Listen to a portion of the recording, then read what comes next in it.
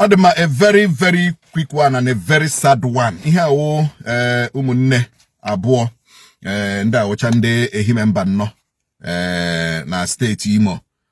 Wunde, Obala, Ahero Obala, the deputy speaker of Abia State House of Assembly, Kuburu. Ahero Obala, the man just so somersault, ole umokrobia noro nwe ha.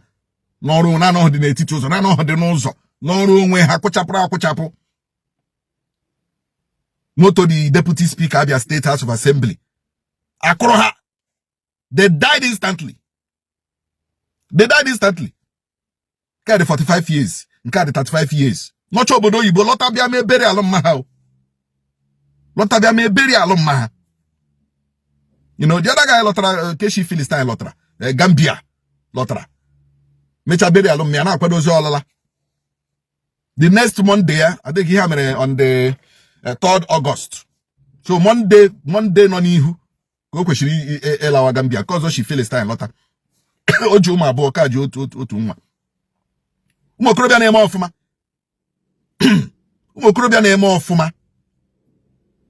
Obala, the deputy speaker, Abia State House of Assembly, Akoria, kugbuo ha instantly. No behe. Oza jewere Imo River. You know? Now, police Abia buru the moto. Come 5th of August. That's it again. 25th, okay? Come 5th of August. Let's talk again 25th. This deputy speaker has not called the family. This deputy speaker, Abia State House of Assembly, has not called the family. No, now not communicate with DPO. What DPO? Or would the DPO keep, because even on the family, after all, what can they do?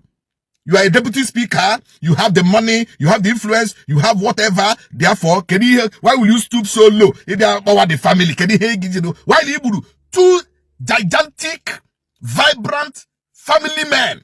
Madabo, Gelahani. Obalagalahani. You didn't show empathy, you didn't show sympathy, you didn't show concern. Nothing. Imagine.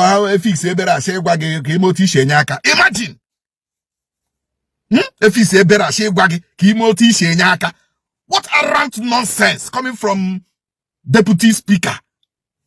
Is this how you Otunda Abia Sheme? You Otunda Abia State Is this how Abia people behave? What kind of nonsense talk is that one? You Otunda Sheme? Talk to the family. You don't want to talk to the family. Gina send the in them and DPO. Gina send the in them and send the had just discuss all DPO. So you cannot come down from that your high seat or high level where you think you are. You cannot come down there knowing that your vehicle killed 2 men who want a family. Gina garage bag. Abi in a garage bag because he didn't ganaka. In a garage bag, he didn't ganaki wuchuku. Iwuchuku okika Abia on hewo. Ona hemetu globi. Meburu 2 men. Memo of Manandua. Ofuno Gambia, Ofuno Philistine. Jishomo, when a family, when a dependence, when they hear from them. When they Wahala. He didn't touch you. He didn't touch you. That suddenly you have destroyed a generation. Generations. 2 families.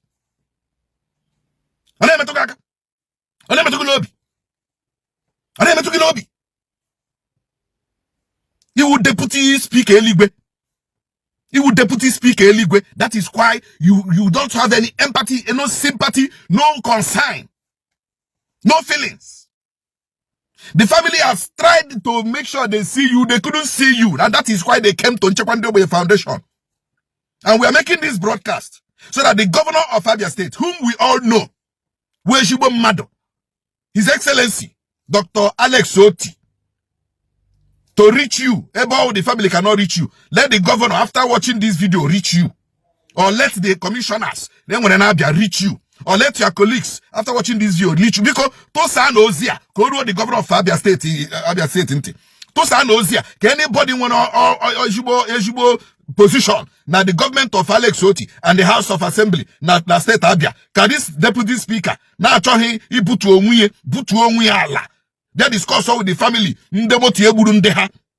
Can we can say probably na governor oya na phone gwa ya onwere ikenu ma wu colleagues yes ya na lekwa ihe na men onwere ikenu so that he will stop himself flow so that ka akpa otu eche linda. Yes, nde nwura anwụọla, but because ụgbọala gị gburu nda, you must show empathy and you must show that ihe amenenu metụtara gị and they need the sorry. And they need the sorry. So look at it now. Look at it. Eh? If I madu aka 45 years, onye di obasi 35 years. Umokrobia that have the future behind before them. Now you have put their future behind them. And if we know is in them the guy who DPO. You know about can you about DPO? Can you about DPO police station? Can you about for? Call the family direct. Why don't you want to call the family direct? When he is so. Is there something that we are not seeing? Call the family direct. Maburu ni ha merenu n'eziokwu eziokwu ni nwere obi mmadụ.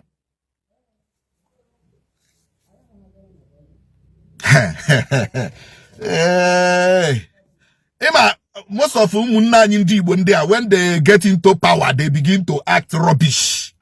But unfortunately, ihe niile a ọ na 6 feet ka ọ ya end. Amanti ekwere gị moto n'ime that your dollars and the pounds and whatever ichele ebughị isi amanti erigie. Ị agba ọtọ ka ị gba bịa ụwa, ọtọ ka ị agba ana. But family ndị a, discuss with them. Onye ma this man, this deputy speaker, onye me ya, gwa ya, because we will keep doing this broadcast until ya megani ya ahụ ya and until ya anụ ya. Ha! Dịkwa egwu.